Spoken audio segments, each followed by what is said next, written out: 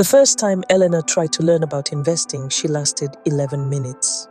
11. She opened her laptop after dinner, typed "how to start investing" into the search bar, and within minutes she had 17 tabs open. Stocks, bonds, index funds, ETFs, dividends, bull markets, bear markets, asset allocation, compound interest.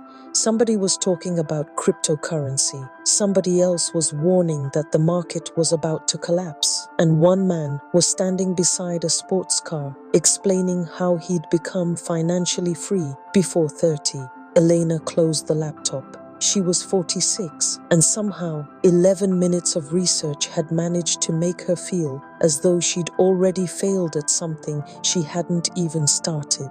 Maybe you've had your own version of that evening. You know you should probably be investing. You hear people talking about portfolios and markets and retirement accounts, but nobody seems to start at the actual beginning. So you tell yourself you'll learn eventually. Next month. Next. When work calms down, when you've saved more money, when you understand the terminology, when you feel more confident, and suddenly another year disappears. That's where Elena was, until one Saturday morning, she asked a much simpler question. Not, what should I invest in? She asked, what do I actually need to understand before I invest my first £1? And that question changed everything, because investing is not nearly as complicated as the investment industry can sometimes make it sound. You don't need to become a stock market expert. You don't need to predict which company will become the next global giant. And you certainly don't need to spend your evenings staring at financial charts. You need to understand a few basic principles, so that's where we're going to begin, with the £1 Elena hadn't invested yet. Before Elena bought anything, she did something that surprised her. She left her money alone, because the first step in investing isn't necessarily investing, it's knowing whether the money you're about to invest can actually stay invested.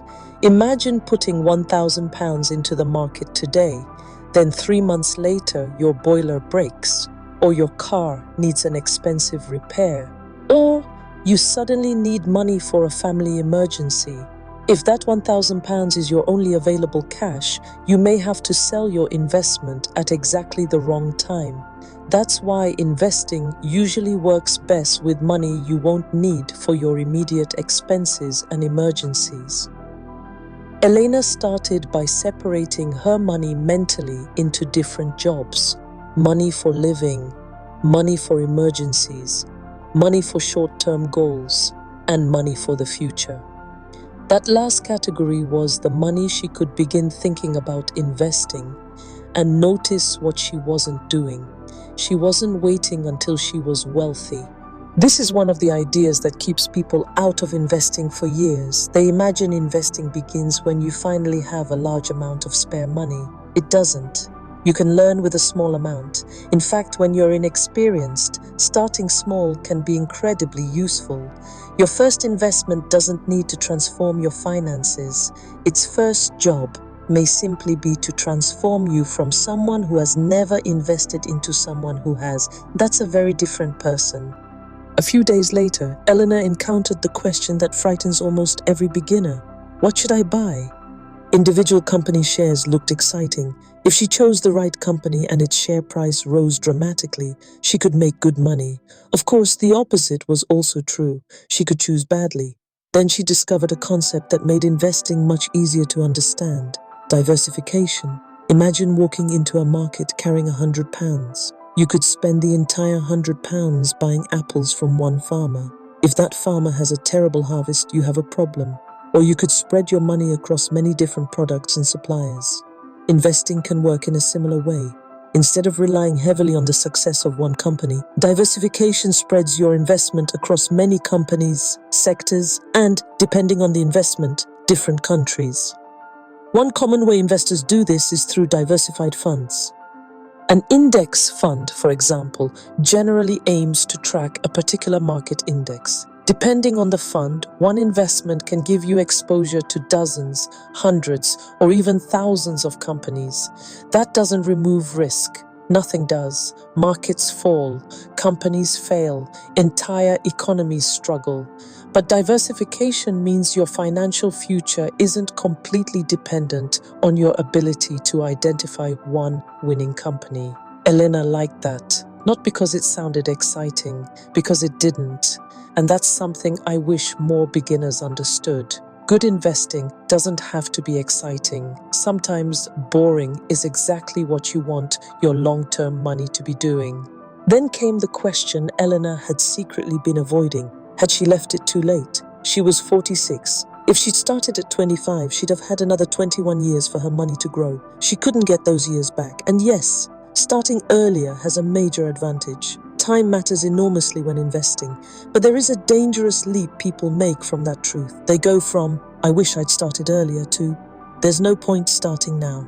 Those are completely different statements. Suppose, purely as an illustration, someone invests £200 every month for 20 years. That's £48,000 of their own contributions. If those investments achieved an average annual return of 6%, with returns reinvested, the eventual value could be roughly £92,000. Now, 6% is not guaranteed. Real markets don't deliver a neat return every year. Some years may be excellent, some may be negative. Fees, taxes, and inflation also affect what your money is actually worth. But the example demonstrates something important. Money invested consistently has time to generate returns, and then those returns can potentially generate returns of their own. That's compounding. Elena realized she'd been staring backwards at the 21 years she'd lost instead of looking forward at the years she still had. She couldn't invest in 2005. She could invest now. Regret wasn't going to compound into anything useful. Her money might. But Elena still had one fear. What if I start and the market crashes? It's a fair question, because markets do fall, sometimes dramatically. So she looked at what would happen if she invested £100 and soon afterwards the market dropped 20%. Her investment might temporarily be worth around £80. That would feel uncomfortable, especially the first time. But here's where the purpose of the money matters. If Elena needed that £100 next month, investing it in a volatile market probably wasn't appropriate in the first place. If that money was intended for many years into the future, a market decline meant something different. It was still a loss in value, but she didn't necessarily have to sell. This is where beginners need to understand the difference between volatility and permanent loss. Investment prices move, sometimes violently. Selling during a fall can turn a temporary decline into a realized loss. That doesn't mean investments always recover, or that every investment deserves to be held forever. They don't. It means your investment strategy should be built around your goals, time horizon, and ability to tolerate risk before the frightening days arrive. Because eventually, frightening days will arrive. The worst time to discover your tolerance for risk is after your portfolio has fallen sharply. By now, Elena had learned enough to make her first investment, but she did one more thing. She automated it. She knew herself. If investing depended on her remembering to transfer money every month, some months she'd do it, other months she'd forget, and occasionally she'd convince herself she should wait because the market looked too high, so she chose an amount she could comfortably afford and arranged for it to be invested regularly. Nothing dramatic, just consistent. This is sometimes called regular investing or dollar cost averaging, depending on where you live. You invest a fixed amount at regular intervals regardless of what the market is doing. When prices are higher, your money buys fewer units. When prices are lower, the same amount buys more. It doesn't guarantee profits, and it doesn't protect you from losses. But it removes one exhausting question from your life. Is today the perfect day to invest? Because here's the problem, nobody consistently knows. Not the woman beginning at 46, not the financial influencer shouting into a camera, not even professional investors can reliably predict every short-term market movement. Elena decided she wasn't going to build her future around predicting Tuesdays. She was going to build it around consistency. 6 months later, something interesting had happened. She hadn't become wealthy. Her life looked almost exactly the same. She still went to work, still paid bills, still occasionally spent more than she'd planned at the supermarket. Her investment account moved up and down. Some weeks she had more than she'd contributed, other weeks she had less. But something had changed. The language no longer frightened her. ETF, index, diversification, risk, compounding, fees. They were no longer mysterious words belonging to financial people. They were concepts she understood. And once the fear disappeared, she became curious. She started looking at fees. Because two investments that appear similar can produce different outcomes if one charges significantly more over many years. She learned about the tax-advantaged investment accounts available in her own country. Different countries call them different things and apply different rules. But the principle is worth investigating wherever you live. Governments sometimes provide accounts or structures that can reduce or defer taxes on investments, particularly for retirement or long-term saving. She also checked her workplace retirement arrangements. And that's when she discovered something she'd ignored for years. She had already been an investor. Money in her retirement plan had been invested on her behalf. She simply hadn't understood what she owned. That discovery made her laugh. She'd spent years saying, "I don't know anything about investing," while owning investments. There's another part of this story that matters. Elena stopped comparing herself with people who started at 22 because that comparison had been paralyzing her. Starting at 22 would have been wonderful, but she wasn't 22, she was 46. She had different advantages now. She understood her spending better. Her career was more established. She knew the difference between something she genuinely wanted and something she'd been persuaded to want. And perhaps most importantly, she was finally paying attention.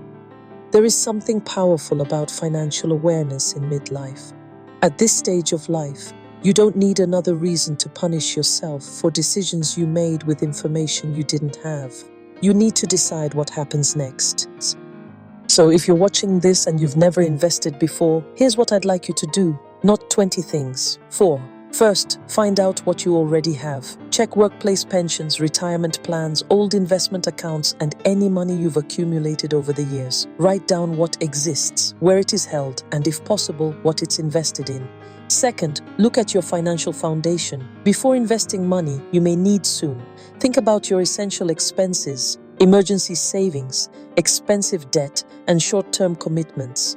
Investing works best when you can give your money time. Third, spend one evening learning just 3 concepts: diversification, index funds, compound growth, not options trading, not cryptocurrency speculation, not how to find the next big stock.